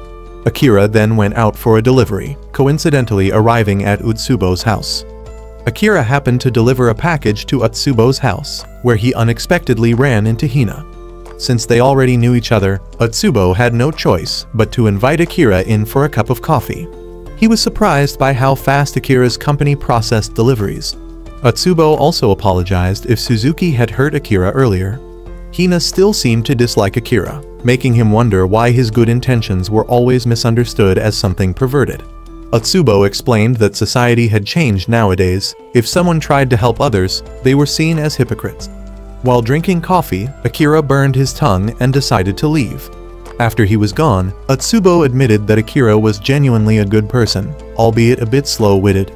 He wondered how Akira would react once both the director and Misaki suddenly disappeared. Later, Akira visited Yoko's place again for a free meal. He mentioned that there were 3 culprits involved in Hina's case years ago. He had already taken care of 2, and now he had met the last one, Utsubo. However, he wasn't sure how Utsubo, Hina, and Suzuki were all connected. Yoko warned him to stop digging any deeper. Meanwhile, Suzuki was discussing plans with Utsubo. They talked about Fable, and Suzuki believed that once someone was targeted by Fable, they were as good as dead except for Utsubo. 4 years ago, Utsubo had been trafficking girls aged 10 to 16 to perverts, mainly runaway kids but sometimes kidnapping victims. In June that year, his manager had his throat slit by an unknown killer before he could even fire his gun. Utsubo took the gun and, 10 days later, another accomplice was killed. Hina was also involved in the incident. She was hospitalized, and a year later, Utsubo disguised himself as a detective to find her. Hina pretended to know nothing, fearing the hitman would silence her. In reality, Utsubo was the one who had killed her parents and framed the hitman for it. That day, while working, the director received a call from Utsubo, who had contacted his mother and requested to meet both of them. That afternoon, Hina was practicing walking but noticed that Akira hadn't shown up. She then saw the director and his mother heading to their meeting with Utsubo. The director's mother was unaware of his crimes and still believed he was a good son. Akira also went there, but only observed from a distance. Hina found it more unsettling for him to just sit and watch, so she urged him to come closer. Utsubo met with the mother and son, asking to record their conversation. He confirmed that the director's name was Etsuji and asked if he had a girlfriend or love interest. Etsuji denied it, but when Utsubo brought up Misaki, he flinched slightly. When asked about his relationship with Misaki, Etsuji claimed they were just colleagues and that he had no feelings for her. Utsubo then revealed that a talent scout friend had been eyeing Misaki because of her past modeling career. However, the same friend had discovered hidden cameras in her home. Utsubo also mentioned that Etsuji had recently visited Misaki's house carrying suspicious items.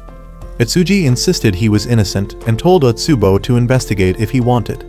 However, Utsubo hinted that if an investigation were to happen, more of Etsuji's crimes might come to light. Just then, Isaki entered, causing Etsuji to panic.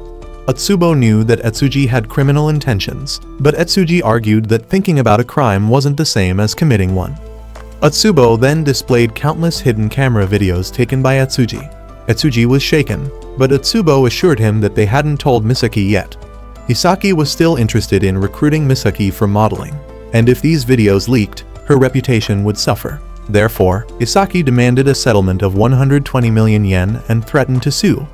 Utsubo, however, suggested settling the matter without going to court, as legal fees alone would cost around 80 million yen. Instead, he proposed that Etsuji pay 60 million yen, half the initial demand, to make the issue disappear. Meanwhile, Akira was helping Hina practice walking, allowing her to regain the sensation in her legs. Akira suddenly noticed that Etsuji and his mother were heading home. Isaki and Utsubo were confident they would pocket the full 60 million yen. Since Etsuji was an only child, with his father deceased and only his mother left, she would surely do whatever it took to keep her son out of prison. While both Utsubo and Isaki were con artists, they wouldn't suffer any losses even if the scheme fell apart after all. Etsuji was the one in the wrong. Upon returning home, Etsuji blamed Misaki for everything.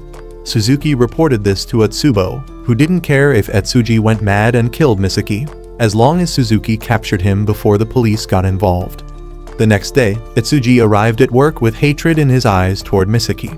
He couldn't believe someone like her was worth 60 million yen and decided to teach her a lesson. Meanwhile, Isaki was pleased to receive the money and no longer cared when Etsuji would act. Atsubo told Isaki to keep Hina out of this, but it seemed she had overheard part of their conversation. She then called Misaki, warning her to leave work immediately as it was dangerous. Just as the company president stepped out of the restroom, Etsuji was about to stab Misaki from behind. The president shouted, and Akira knocked Etsuji out on the spot. Akira then played it off, claiming Etsuji had tried something against him, and when he turned around, they collided. The president asked Misaki to handle deliveries in Akira's place while he questioned Etsuji to report the incident to the police. Misaki then mentioned receiving a strange phone call, and moments later, Atsubo entered, sensing that Hina had done something behind his back. He casually asked Akira about Hina's recovery, and she admitted that Akira was so honest it was almost bizarre. Meanwhile, the president confronted Etsuji about his intentions. Etsuji asked to wash his face, but the president knew he had planned to murder Misaki and considered reporting him to the police. Before he could do so, Etsuji fled, forcing Akira to chase him. Akira barely dodged a bullet from Suzuki, realizing his opponent was a professional. Suzuki captured Etsuji and took him away. Later, he told Utsubo to have Isaki pick up the captive since Akira had seen his face, he had to eliminate him. Suzuki then spotted Akira, but couldn't make a move because there were people around. Akira later approached him, demanding Etsuji's release and promising not to expose Suzuki's actions.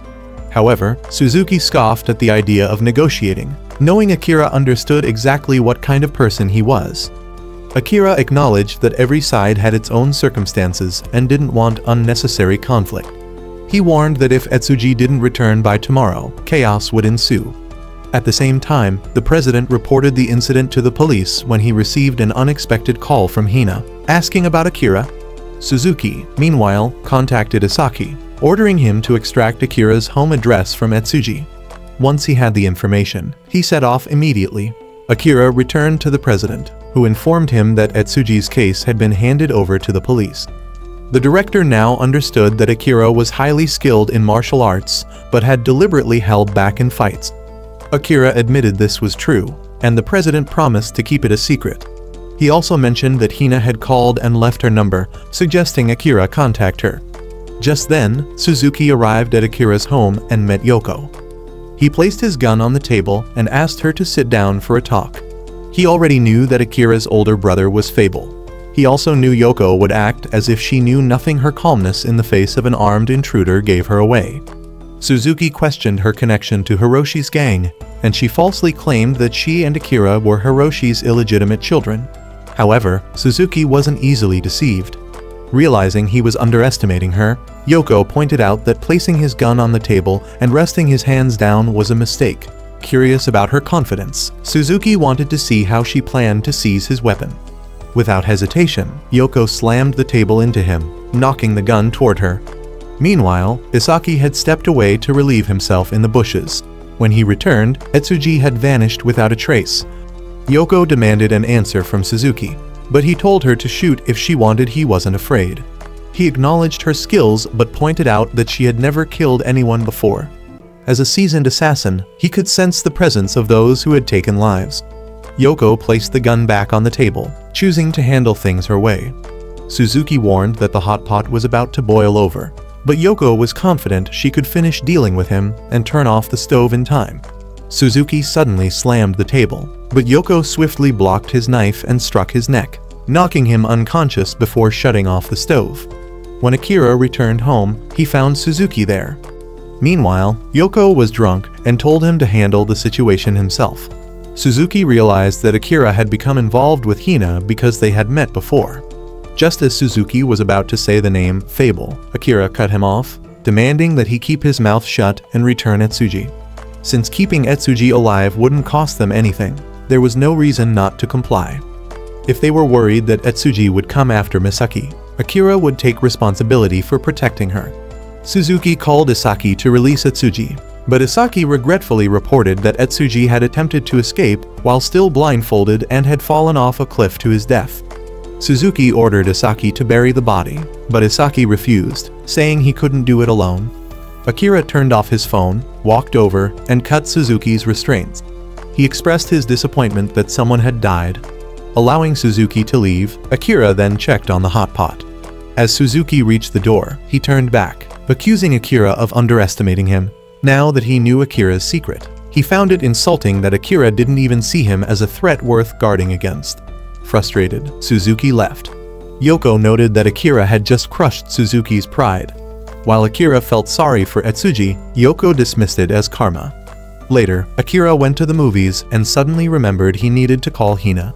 When he finally called, she was just happy he was safe, but scolded him for focusing on a movie instead of listening to her. Meanwhile, Atsubo was surprised that Akira was still alive when Suzuki returned.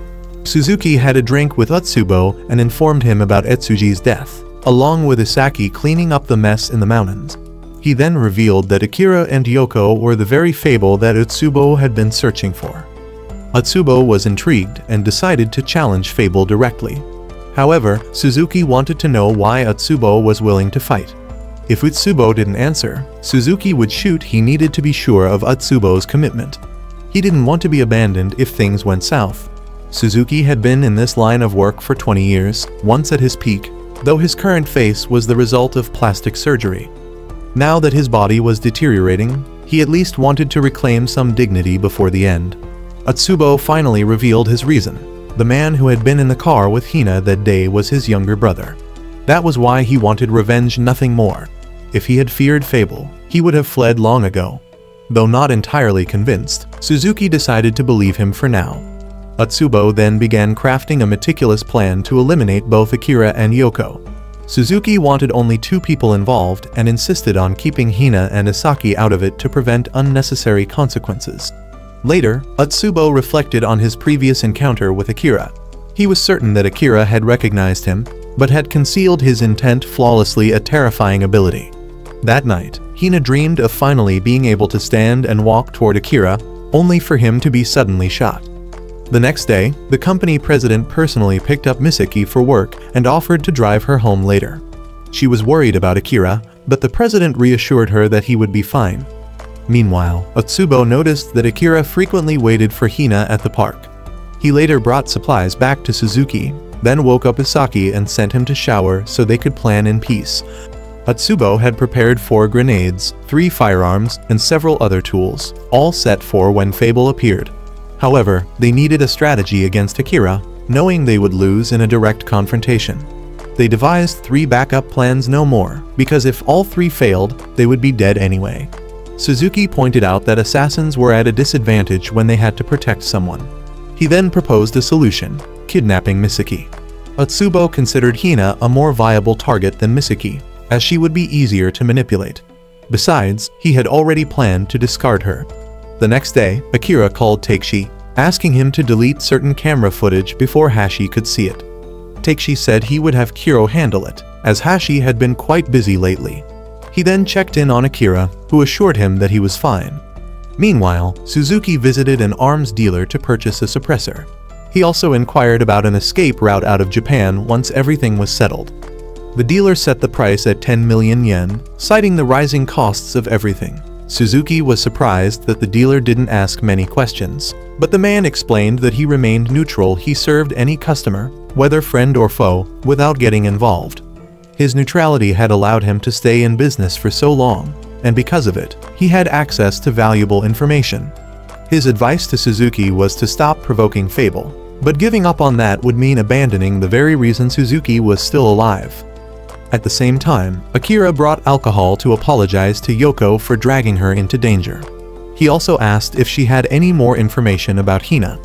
Yoko worried that he was getting involved in something risky again, but she still shared what she knew. 2 days after Hina was hospitalized, her parents were suddenly murdered by a knife-wielding attacker. Akira was certain that he was not responsible and had already begun piecing together what had happened. Atsubo summoned Hina, remarking that despite knowing his true nature, she had followed him all this time. He also knew that she was still searching for her parents' murderer. Since he had operated under the guise of a detective, he had investigative skills. He was aware that she wanted to regain her ability to walk so she could take revenge. Though she struggled internally, he claimed he had discovered the culprit's identity. He then pinned the blame on Akira, suggesting that Akira had approached her only to keep her from suspecting the truth. Meanwhile, Kiro watched footage of Yoko defeating Suzuki with great amusement. Instead of deleting it, he decided to keep a copy. Around the same time, Isaki called Kiro with some questions about fishing. He had confirmed that the river he was near was not a popular fishing spot, but with heavy rain making the current stronger, he was unsure if he should dump the body there. Hina began investigating Akira, while Atsubo proceeded with his ambush preparations. As he set up traps, Hina suddenly stepped forward and asked to join. She requested a gun, so Atsubo handed her one, telling her to get used to holding it before he gave her ammunition. Meanwhile, Isaki continued trying to dispose of the body. When a pair of pants floated back toward him, he realized he had to recover the corpse and find another way to deal with it.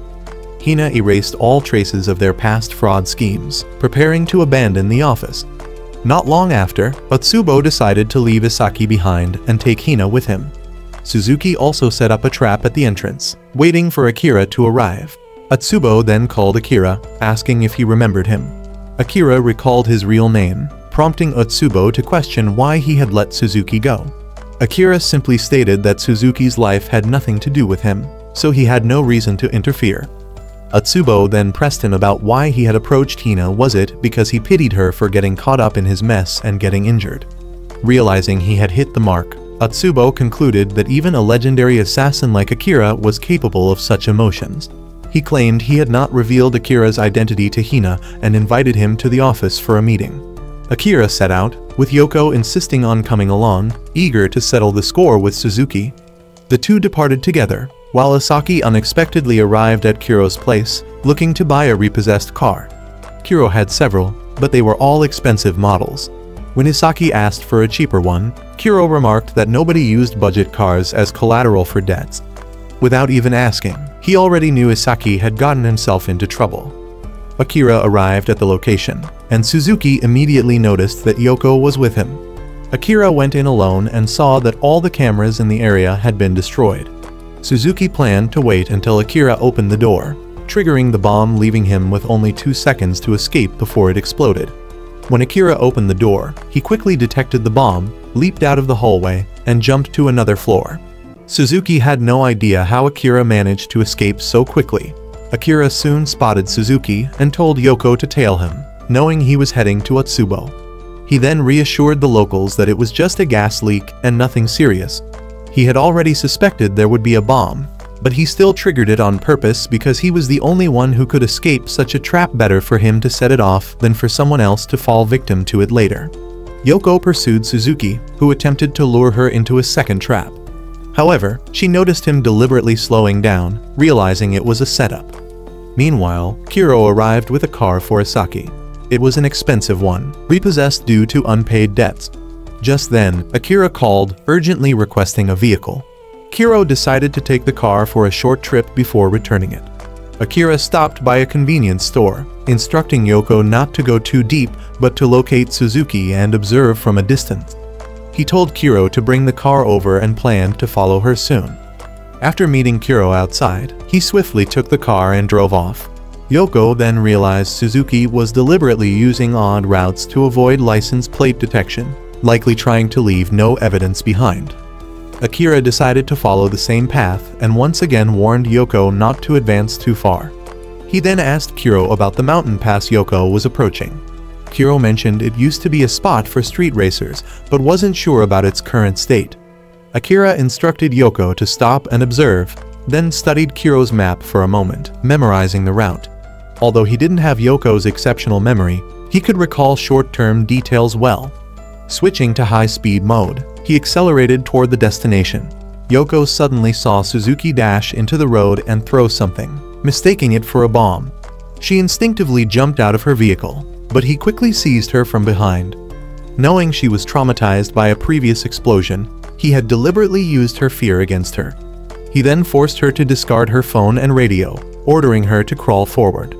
Akira called Yoko, but when she didn't respond, he immediately realized she had been captured. He and Kiro sped up. Meanwhile, Yoko was taken to Atsubo, who tied her to a tree. Upon arriving, Akira instructed Kiro to move to the car and continuously honk the horn. He then grabbed his gun loaded with dummy rounds and went to confront Atsubo's group. Atsubo handed Hina real bullets, instructing her to shoot Akira if he got too close. Instead, she loaded the gun and shot Atsubo. Hearing the gunfire, Akira rushed forward. However, Atsubo survived, having worn a bulletproof vest. The sound of the car horn signaled Akira's arrival. Suzuki suspected the noise was meant to mask Akira's footsteps. Hina had figured out that Atsubo was the one who killed her parents. The police had never disclosed the details of their murder, meaning only someone involved would know. Atsubo had carelessly let it slip while trying to frame Akira. When confronted, he admitted it and offered Hina a chance at revenge. Sitting still, he challenged her to shoot him in the head. She fired but missed. Atsubo kept taunting her, eager to see how she would manage to shoot him. Determined, she stood up and stepped forward, but Suzuki suddenly warned her to stop. She had just stepped on a landmine. If she lifted her foot, she would be blown apart. The mine had originally been set as a trap for Akira. Yoko pleaded with Suzuki to help Hina, knowing Akira wouldn't kill him. But Suzuki hesitated, uncertain if he could trust that. Atsubo then explained that the mine was military grade. At best, Hina would only lose her legs. If she was lucky, she could trade her legs for his life. Suzuki urged Atsubo to stop provoking her, realizing the situation was spiraling out of control. Atsubo didn't care about losing Hina since he still had Yoko tied up. Hina, overwhelmed, fired another shot but missed.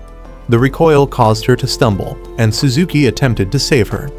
However, Akira was faster, catching her before her foot lifted off the mine. He wanted her to value her life and brought over a wheelchair for her to lean on. Before Atsubo could retrieve his gun, Akira shot him once. Yoko assumed everything was over, but Atsubo signaled Suzuki to act while using Yoko as a shield. Suzuki knew about Akira's dummy bullets, so if both he and Atsubo fired, Akira would surely die. However, Atsubo only intended to shoot Hina if she collapsed. The mine would kill Akira as well. Realizing this, Suzuki declared that if Atsubo shot Hina, he would shoot him immediately. Atsubo, now desperate, pulled out a bomb and threw it at Akira. Akira shielded Hina with his body and remained unharmed. Losing trust in Atsubo, Suzuki decided to release Yoko, as the situation had spiraled out of control after Hina stepped on the mine. Seeing himself as Hina's older brother, he vowed to protect her legs. He intended to sacrifice himself to save her, but Yoko urged him to use his head instead. While she kept an eye on Atsubo, Akira examined the mine and identified it as a Soviet-era landmine. Due to Cold War-era mass production between the US and the USSR, these weapons had been sold off globally. The presence of such mines in Asia likely stemmed from the Vietnam War and the Cambodian Civil War. Though uncertain whether the mine was still functional, they couldn't take any risks. Akira then noticed an excavator nearby. Suzuki confirmed it was still operational. Yoko retrieved a bulletproof vest from Atsubo, while Suzuki dug around the mine. Akira wrapped Hina's leg in the vest. On his signal, he would pull her away while Suzuki used the excavator's bucket to contain the blast. Hina recalled that Akira had saved her 4 years ago and was now doing it again. She no longer blamed him for her accident and assured him he need not feel guilty. However, he had promised she would walk again in 6 months, and he intended to keep that promise. Together, they executed the plan. The mine detonated, but when Suzuki checked, Hina was unharmed, only her shoe tip was scorched. Akira, however, was injured, his back bleeding likely from shrapnel from the previous explosion. Despite this, he could still move his limbs, meaning the wound wasn't severe. Atsubo admitted defeat but then threw another bomb. Suzuki shot him dead, only to realize the pin hadn't been pulled. Atsubo had anticipated everything, including his own death. Suzuki was at a loss for how to handle the aftermath, but Yoko suggested a cover story. As detectives, they had made many enemies who sought revenge.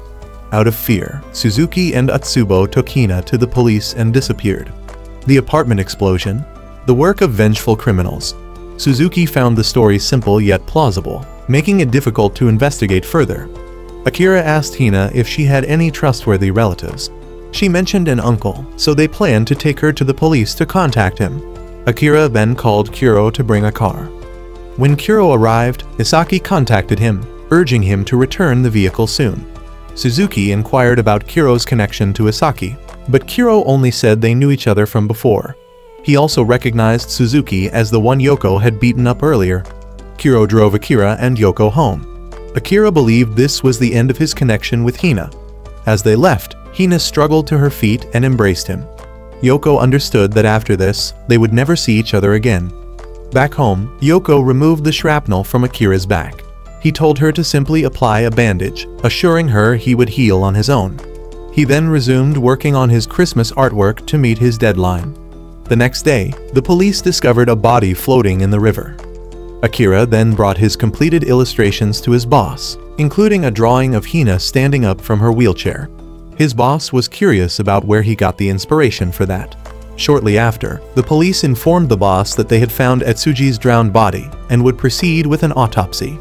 Meanwhile, Kiro delivered another car to Isaki and coincidentally found Suzuki inside. Suzuki eliminated Isaki, knowing he would be a liability to both him and Hina in the future. Kiro noted that Isaki had attempted to run before, and if Suzuki hadn't done it, Kiro himself would have. Suzuki then advised Kiro to abandon his assassin ambitions, stating that Akira was the most brilliant individual he had ever encountered. If there were a tournament for assassins, Suzuki was certain Akira would win. Suzuki also handed Kiro a letter from Hina for Akira, along with 6 million in cash as compensation and payment for the car. Since he still had 20 million from Atsubo, he didn't need too much cash, as it would be burdensome if not deposited in a bank. Akira noticed Yoko was still irritated about being deceived and captured by Suzuki. He remarked that a professional would never pull a bomb pin in front of someone else if they did. There was a 70% chance it was fake. He was also annoyed that Atsubo had lied about not telling Hina his real identity, making him go through the trouble of wearing a mask. It wasn't until he overheard the argument in the forest that he realized he had been exposed. Yoko observed that Akira rarely displayed emotions. If he wanted to live a normal life, he needed to learn how to express himself like an ordinary person. She taught him a few techniques, but his attempts at emoting looked amusing. Later, Kiro stopped by to deliver Hina's letter and the 6 million from Suzuki. However, both Yoko and Akira insisted that Kiro keep the money. But Kiro, having been taught by Takeishi to handle money professionally, made Akira accept it. Grateful for everything Kiro had done, Akira then gave the 6 million back to him as a reward. Akira also requested the car Kiro had previously brought, as his blood had soaked the passenger seat, and he didn't want to leave it behind. However, Kiro revealed that the car was tied to a mortgage, prompting him to call Takeishi to discuss the matter. Takeishi explained that the car belonged to a debtor and that he could give it to Akira for free, as he still owed him a favor from the Kojima case. However, Kiro needed to retrieve the car keys from the garage for him. With everything settled, the next morning, Akira saw the final results of his work after Misaki's edits. She then taught him how to use a computer, and their boss noted that they seemed like a good match. Meanwhile, Kiro delivered the keys to Takeishi. When Takeishi asked where the car was, Kiro revealed that it had already been crushed in a junkyard. Shocked, Takeishi then questioned why Kiro even bothered bringing the keys if the car was gone. Takeishi had originally gifted Akira the white car in hopes of reclaiming his beloved vehicle, but Kiro had misunderstood and scrapped it. Furious, Takeishi demanded that Kiro pay for the white car himself and prepared to punish him for his actions first, breaking his leg by jumping off a bridge and now destroying his treasured car. Elsewhere, the boss asked Misaki and Akira about their Christmas plans. Since neither had concrete plans, he decided to throw a party. Misaki suggested inviting Yoko, so Akira returned home to inform her. Yoko agreed and suggested hosting the party at their place. Later, the chairman visited a bar, noting how much had happened recently. Meanwhile, Akira burned Hina's letter after reading it, following her wishes. In the letter, she admitted that she once hated him, but now only felt gratitude. If he hadn't killed that man back then, she would have been sold off to perverts. She acknowledged that everything that happened to her resulted from her own rebellion. Running away from home led her to this fate. Though she wished to forget the past, she had one request. In 6 months, when she could walk again, she wanted Akira to picture her standing. As the letter turned to ashes, the film came to an end.